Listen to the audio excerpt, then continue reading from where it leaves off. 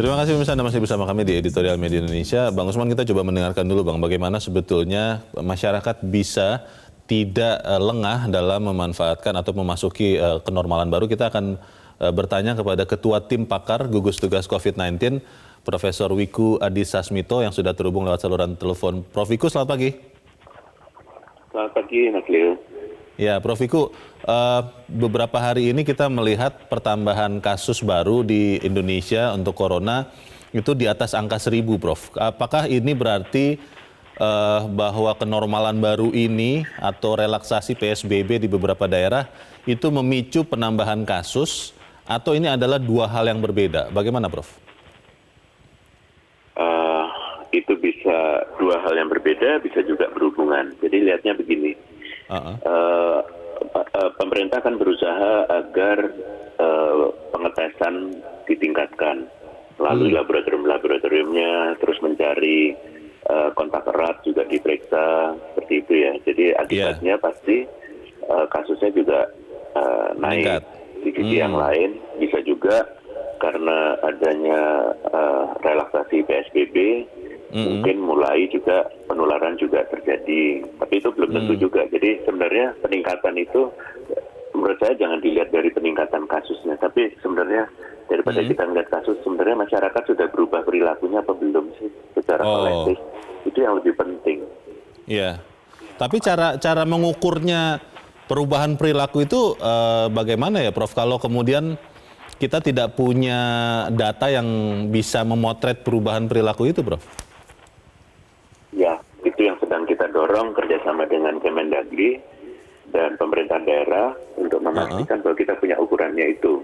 Jadi gampangnya begini, bisa nggak kita mengukur dari hari ke hari jumlah orang yang menggunakan masker, contohnya satu aja masker di rumah, itu makin banyak nggak, misalnya anggotanya 4, bisa nggak yang menggunakan 2, terus besoknya 3, besoknya lagi 4. Begitu juga di RT, RW, terus sampai ke nasional. Pertanyaannya adalah bisa nggak dalam waktu berapa sekian minggu ke depan itu yang menggunakan masker atau patuh pada protokol kesehatan secara nasional itu jumlahnya 50%. Kalau kita bisa seperti itu, semakin banyak yang menggunakan, maka otomatis kasusnya harusnya turun. Kalau kita percaya protokol kesehatan itu adalah kuncinya, kan begitu. Caranya gimana? Itu yang harus kita kembangkan bersama. Karena itu perubahan mindset di pemerintah dan mindset di masyarakat. Oke, perubahan mindset sesuatu yang baik, Prof. Tapi kalau melihat kenyataan kan kayaknya, sepertinya rakyat Indonesia ini susah untuk berubah sendiri kesadarannya. Apakah tidak bisa dibuat suatu mekanisme hukum? Misalnya ketika di tempat umum orang tidak menggunakan masker, dia langsung kena hukuman yang keras begitu. Bisa tidak, Prof? Pasti bisa, tapi jangan, menurut saya pendekatan itu jangan seperti itu. Penegakan hukum yang keras. Pertama kan kita bisa persuasi. Nggak usah persuasi, antar masyarakat kan bisa ada solidaritas. Kita bisa saling mengingatkan, kita bisa saling berbagi. Diandalkan ya? Kan begitu. Bisa. Masyarakat Indonesia itu kan gotong royong. Jangan menggunakan tindakan koersif secara hukum. Nanti dulu, itu yang terakhir. Yang terakhir. Solidaritas dulu saja. Oke. Prof. Wiku, ada pertanyaan juga di tengah masyarakat.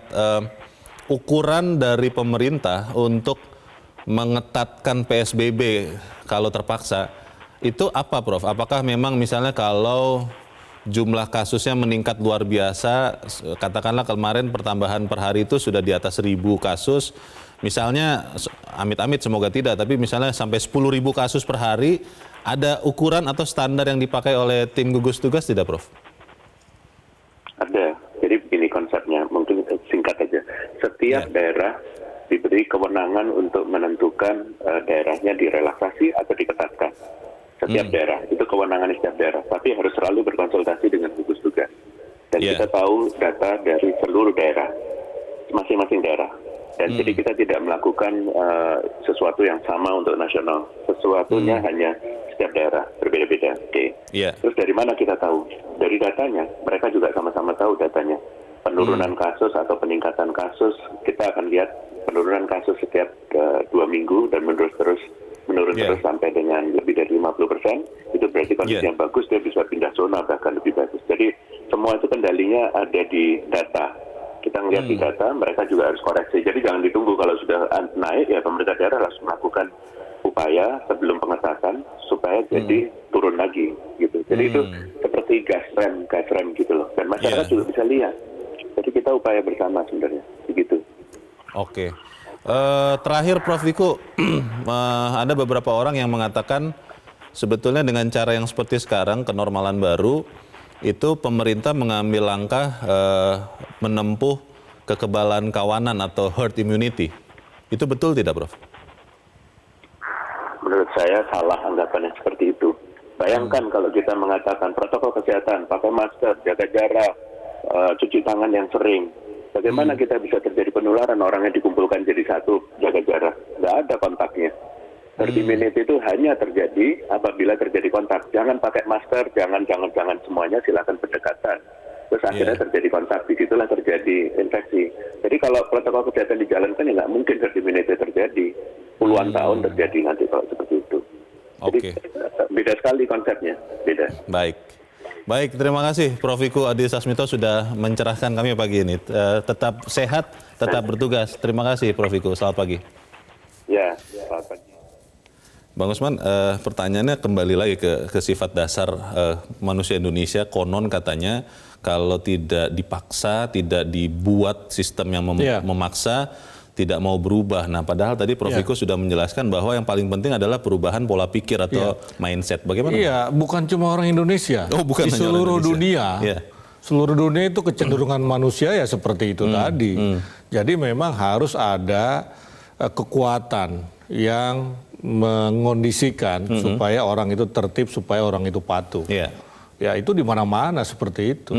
Di Singapura misalkan memang dia patuh begitu saja, tidak ada proses di situ. Salah satunya adalah regulasi. Orang buang sampah sembarangan itu akan kena denda. Fine country ya? Iya, negara denda.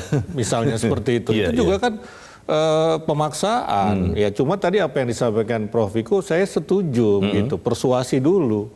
Jadi misalnya begini, ketika kemarin mudik orang-orang bandel itu kan nggak ditangkap. Tapi disuruh balik. Nah, itu kan ketegasan juga sebetulnya. Ketegasan tapi persuasif ya. Iya, pelaksanaan dari regulasi juga. Tidak represif. Sebetulnya bisa loh. Kalau mau lebih keras lagi, tidak. Tentara, polisi dilibatkan juga bukan dalam konteks seperti polisi di India begitu. Mau yang menakut-nakuti orang lewat dipukuli pakai tongkat, gitu. Tinggal begitu kan. Polisi kita, tentara kita nggak seperti itu. Dia hadir untuk mempersuasi tadi, memperingatkan. Ya jadi peringatan itu juga sebetulnya sebuah pendekatan untuk dalam tanda petik memaksa. Ke stasiun Manggarai coba hari-hari belakangan ini ada satpol ataupun security yang halo-halo begitu, patuhi, pakai masker dan seterusnya, jaga jarak. Nah itu bagian dari upaya untuk mendorong orang Indonesia untuk tertib sebetulnya. Masalahnya Bang, beberapa orang mengatakan dalam proses menuju disiplin baru, pola pikir baru itu mungkin akan ada korban-korban yang berjatuhan. Mereka mengatakan bahwa dalam kondisi sekarang normal baru itu justru kondisi yang lebih berbahaya lagi. Kita akan bahas selepas jeda dan tetap bersama kami. Editorial Media Indonesia segera kembali.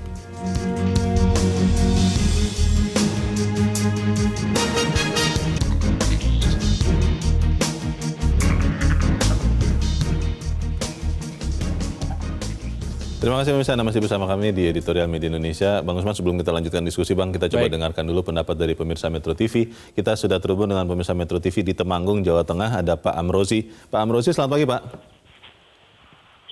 Selamat pagi Metro TV.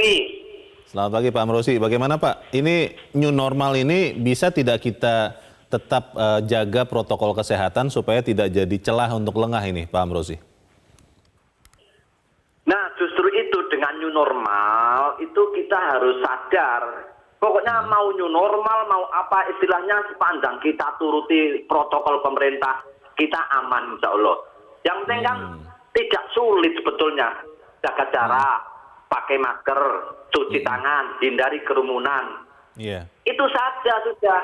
Jadi suka tidak suka, mau tidak mau, kita harus melaksanakan itu karena pemerintah sudah susah payah mencari beberapa skenario. Memang tidak bisa memuaskan semua pihak, tapi kita harus sadar. Jangan sampai kelonggaran-kelonggaran yang dibuka pemerintah atau new normal ini justru akan ada klaster kedua bom corona yang lebih besar, itu jangan sampai terjadi. Pak Amrozi, kalau untuk daerah-daerah atau untuk orang-orang yang tidak sadar, tadi kan Bapak mengatakan harusnya sadar. Nah, tapi untuk orang-orang yang tidak sadar atau bandel begitu, tidak mau pakai masker, tidak mau menjaga jarak, itu bagaimana Pak mendisiplinkan mereka, Pak? Ya, kita harus edukasi, sosialisasi. Ini Pak Metro harus tahu. Saya nanti jam 10 insya Allah rencana mau muter-muter pakai halo-halo dengan Pak Lurah. Pokoknya ya sosialisasi itu saja diingatkan. Jaga jarak, pakai masker, cuci tangan, hindari kerumunan. Gitu ya? Memang hindari kerumunan agak susah, tapi jangan sampai sentuhan lah, paling tidak itu. Baik, sebenarnya kalau mau tidak susah. Baik, terima kasih Pak Amrozi di Temanggung, Jawa Tengah untuk pendapat Anda Pak. Selamat pagi. Di belakang Pak Amrozi ada Pak Adrian di Bekasi, Jawa Barat. Pak Adrian, selamat pagi. Selamat pagi, Assalamualaikum. Waalaikumsalam Pak Adrian. Bagaimana Pak pendapat Anda Pak? New normal bukan celah untuk lengah ini Pak Adrian. Ya, edukasi ke masyarakat ini jangan rumit-rumit. Nggak usah pakai ada istilah OTG, PDP, ODP. Masyarakat kita tuh jangan dibuat rumit. Betul seperti kata Pak Amrozi tadi. Yang clear aja bicaranya, pakai masker. Kalau bisa jaga jarak. Kalau nggak bisa cuci tangan, jangan bersentuhan. Udah cukup. Dan kedua, pengertian new normal ini bukan untuk menghilangkan COVID. COVID-nya tetap ada. Selama vaksin dan obatnya tidak ada, COVID-nya tetap ada. Kita tuh akan masuk ke dalam suasana new normal ini 3-4 tahun ke depan masih bisa. Gitu bisa loh. ya, jadi sampai edukasi ke masyarakat kita bisa mengendalikan penyakitnya itu Pak ya? Iya, penyakit itu akan ada di antara kita. Iya, penyakit itu akan ada di antara kita terus-menerus gitu loh. Jadi masyarakat tuh harus dibuat pemahaman seperti itu. Jangan sampai nanti bercampur aduk dengan hoax. Ada yang bilang COVID ini hoax, ada yang bilang COVID ini tidak berbahaya. Itu yang repot. Masyarakat kita harus dibuat simpel aja. Lu udah ganti gaya nih. Udah deh. Mau 3 tahun, 4 tahun, 5 tahun. Iya, harus clear. Iya. Harus clear aja, bahasanya tapi sederhana, jangan ODP, PDP, ini ruwet, orang kita nggak bisa dibuat ruwet, apalagi yang di level menengah ke bawah. Baik. Dan yang kedua, untuk tempat-tempat publik, sanksi aja, sanksi tegas aja, pasar misalnya, dia nggak pakai masker, dia nggak pakai face shield, tutupnya pasarnya, atau pedagangnya tutup, atau angkutan umum, dicabut aja izinnya, udah cukup.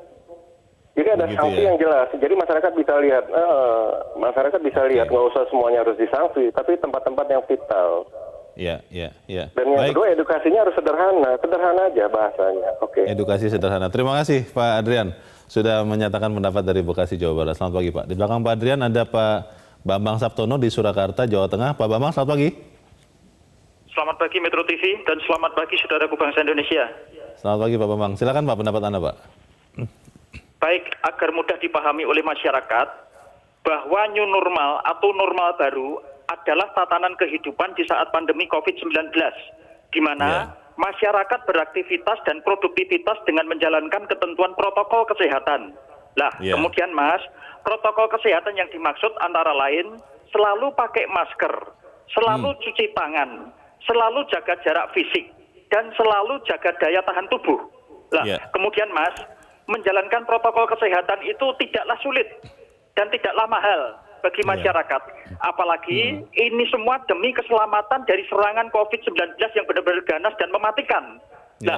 Namun yang membuat susah dan lengah adalah pemahaman dan kedisiplinan masyarakat terhadap protokol kesehatan maupun COVID-19 tersebut. Terkait dengan editorial ini Mas, bahwa celah untuk lengah dari masyarakat di dalam menghadapi new normal masih sangat tinggi. Untuk itu, diperlukan kampanye terhadap new normal, yaitu semakin ditingkatkan dan harus semakin benar-benar masif agar bisa dipahami oleh seluruh lapisan masyarakat.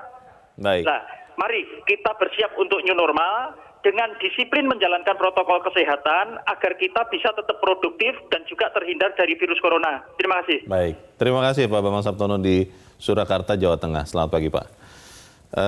Menarik tadi dikatakan beberapa pemirsa, Bang Usman, Pak Adrian paling jelas ya dari Bekasi. Kalau menurut beliau katanya tidak usah susah-susah, sederhana saja. contoh seperti OTG, PDP kata beliau itu bikin rumit. Itu bagaimana Bang? Ya, OTG, PDP itu kan istilah memang istilah kesehatan lah ya gitu. Tapi kalau misalnya tadi yang disampaikan pakai masker, jaga jarak, hindari kerumunan, kurangi pertemuan, itu sudah dilakukan sebetulnya. Yang simpel-simpel tadi. OTG, PDP itu kan buat media sajalah gitu, buat orang ahli kesehatan misalnya. Masyarakat tidak usah pusing. Masyarakat nggak usah pusing dengan itu begitu. Okay. Yang penting masyarakat paham bahwa dia harus pakai masker dan itu kan sudah dilakukan di spanduk-spanduk, di komplek-komplek, di pasar-pasar, di jalan-jalan itu sudah dilakukan hal seperti itu. New normal ini tadi dikatakan juga oleh Pak Amrozi, Pak Adrian, bukan berarti bahwa coronanya sudah tidak ada begitu kan? Iya, memang tidak ada. Masalahnya tidak ada, ya. Beberapa orang itu mungkin sudah merasa ini sudah tertangani, ini sudah aman, sehingga kemudian tidak pakai masker, tidak cuci tangan, berdekatan lagi. Itu bagaimana, Bang? Itulah yang lengah tadi itu, yang bahasa Pak Sabtono itu tidak paham sebetulnya ya, tidak paham. Mungkin juga karena ada informasi-informasi yang dia baca tidak benar begitu. Ada hoax juga. Iya, virus corona itu tidak berbahaya, flu biasa, ciptaan. Bukan virus, bakteri. Betul, konspirasi dan seterusnya begitu. Nah, ini harus diluruskan, harus memberikan pemahaman bahwa virus corona itu memang belum bisa dihilangkan sekarang ini begitu ya. Jadi perlu waktu. Nah, karena itu ya itulah tadi yang disebut protokol kesehatan itu harus dipatuhi. Ya sebetulnya simpel betul tadi ada yang mengatakan dari Temanggung tadi Pak Amrozi ya kan itu gampang kok. Ya kita saling mengingatkan. Saya misalnya saya itu mungkin anak saya sampai bosan begitu kan. Hampir setiap malam yang kuliah di Bandung gitu saya ingatkan jaga jarak. Ya nggak apa-apa begitu. Dengan keluarga yang lain kita saling mengingatkan. Tidak apa-apa bosan, yang penting sehat ya. Yang penting sehat, betul gitu ya. Jadi itu harus kita lakukan misalnya di media Indonesia sendiri ya, itu sampai sekarang kita masih work from home. Jadi kita tidak terharu dengan orang mulai bekerja lagi, begitu kan? Kita masih bisa kok bekerja dari rumah. Seluruhnya kita masih bekerja dari rumah. Yang penting efektivitas begitu. Iya, yang penting efektivitas. Kembali, jadi kita nggak ikut euforia itu begitu. Nah, salah satu rumusnya kan jangan ikut euforia itu begitu. Kembali ke tadi percakapan dengan Prof. Wiku ya, Bang Usman tadi dikatakan bahwa kalau yang punya otoritas untuk mengetatkan lagi PSBB atau membuka lagi, itu adalah pemerintah daerah bekerja sama atau koordinasi dengan gugus tugas.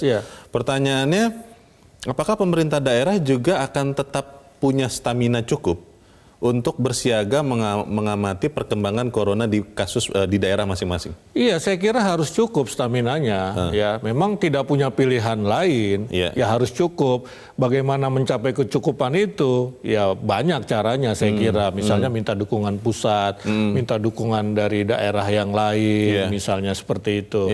Tetapi memang ini kan kuncinya ada di pemerintah daerah. Ya, pemerintah daerah itu karena itu kemarin dibilang 102 zona hijau boleh melakukan begitu. Tapi dia kan juga harus terus memantau kalau kira-kira ada peningkatan, apakah perlu diketatkan separuh, ketatkan seluruhnya, kembali lagi ke PSBB itu pemerintah daerah yang dekat dengan persoalan itu tadi. Jadi memang peran pemerintah daerah sangat besar. Kita juga misalnya kemarin menyoroti Jawa Timur, ya editorial, itu kan sebetulnya menyoroti pemerintah daerah. Bagaimana koordinasi di antara katakanlah Surabaya dengan Jawa Timurnya itu juga masih masalah misalnya seperti itu. Kultur masyarakatnya mungkin masih perlu ada yang diperbaiki. Apalagi di tahun ini kan rencananya Desember nanti akan ada pilkada. Iya, apalagi ada pilkada. Itu bisa mengganggu konsentrasi pemerintah daerah untuk mengawasi COVID-19 ini tidak, Bang?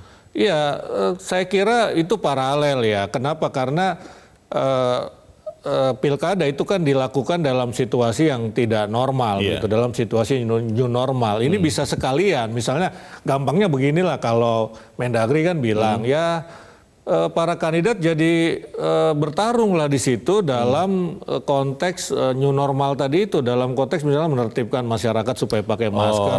Jadi dia menyusun program-program untuk menyelesaikan kasus COVID ini ya, bukan dalam arti menemukan virusnya, tetapi bagaimana mengurangi. Misalnya dampak sampingannya terkena PHK, betul, apa yang itu bisa apa dilakukan? rumusnya. Nah, jadi bisa dilakukan secara paralel sebetulnya tanpa mendikotomikan begitu, seperti kita yang suka mendikotomikan antara kesehatan ekonomi begitu kan, kesehatan ekonomi seakan-akan begitu, dua hal yang sama sekali terpisah begitu, padahal dua-duanya itu berhubungan begitu. Kalau ada yang bilang bahwa dengan new normal ini kita masuk ke masa yang lebih berbahaya, mengatakan bahwa hati-hati, ini kan beredar ini Bang di grup-grup pesan singkat di media sosial, bahwa ini adalah waktunya di mana ya survival for the fittest, yang sehat akan hidup, yang tua-tua usianya sudah banyak begitu ya sudah tetap di rumah saja, tidak usah ngapa-ngapain dan peluangnya jadi lebih kecil. Itu bagaimana Bang?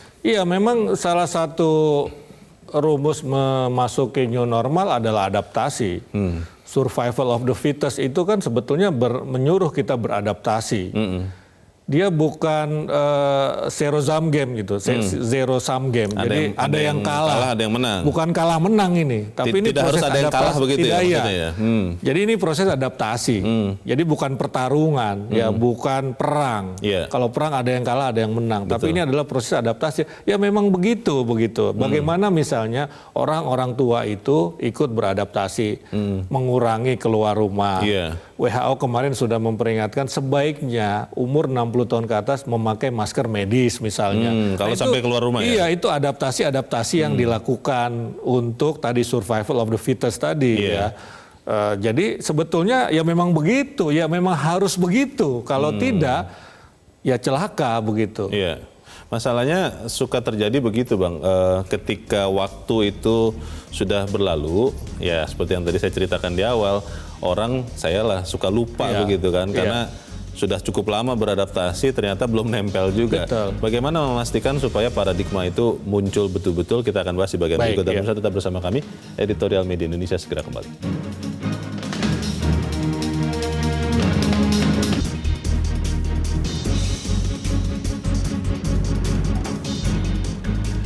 Terima kasih pemirsa, Anda masih bersama kami. Kita di bagian akhir dari diskusi kita pagi ini. Bang Usman, ada yang mengatakan bahwa untuk memunculkan kebiasaan, apalagi sampai pada fase budaya, itu butuh waktu. Makanya sering dibilang bukan revolusi, tapi evolusi begitu kan. Butuh waktu yang tahunan, puluhan tahun, abad mungkin. Nah, tetapi kalau dalam kasus corona ini kan bukan sesuatu yang punya kemewahan waktu seperti itu. Bagaimana dalam tanda petik memaksa masyarakat Indonesia untuk punya pola pikir yang baru dan membiasakan protokol kesehatan itu sebagai sesuatu yang memang melekat dan tanpa berpikir pun sudah melakukannya.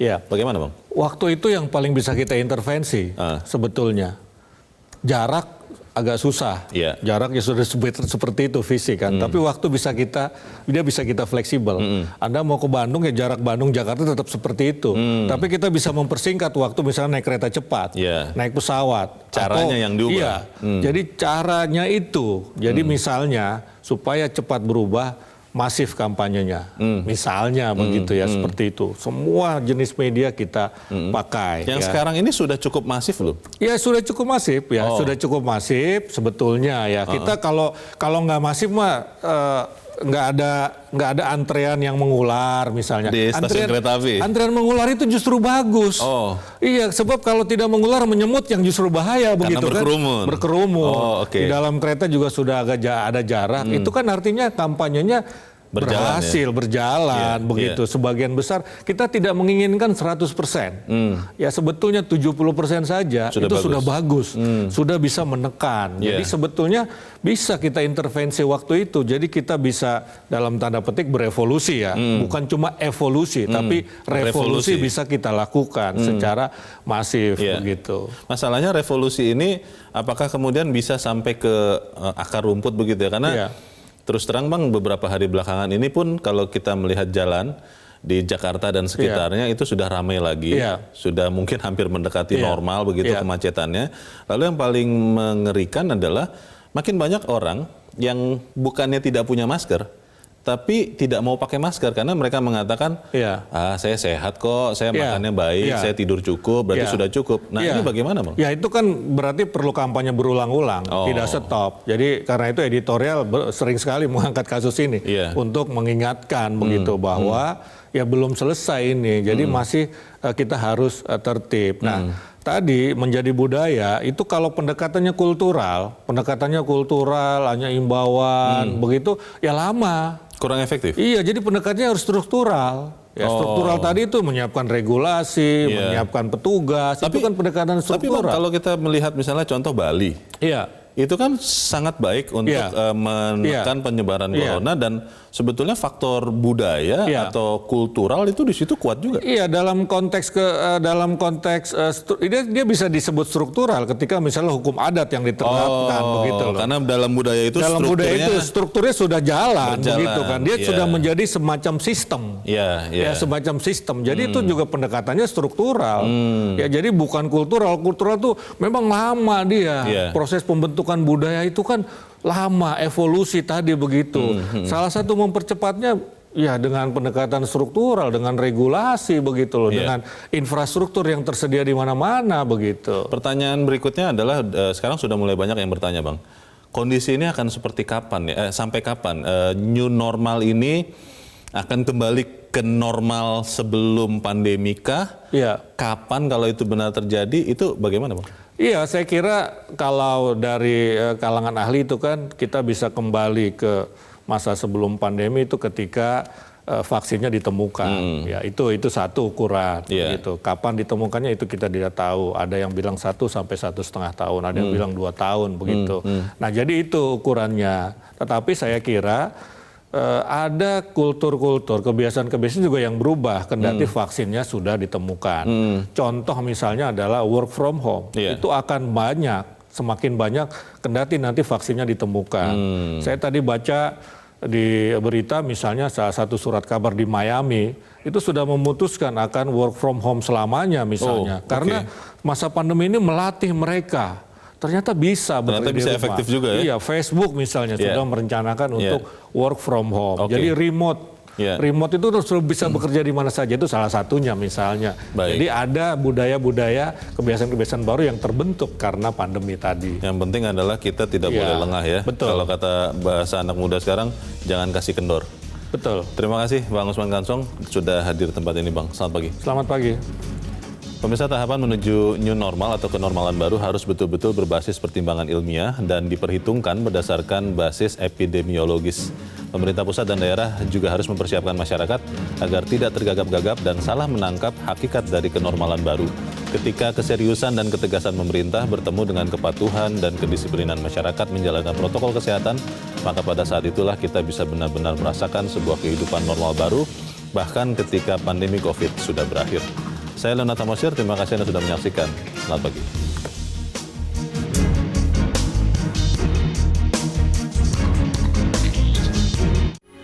Metro TV, knowledge to elevate.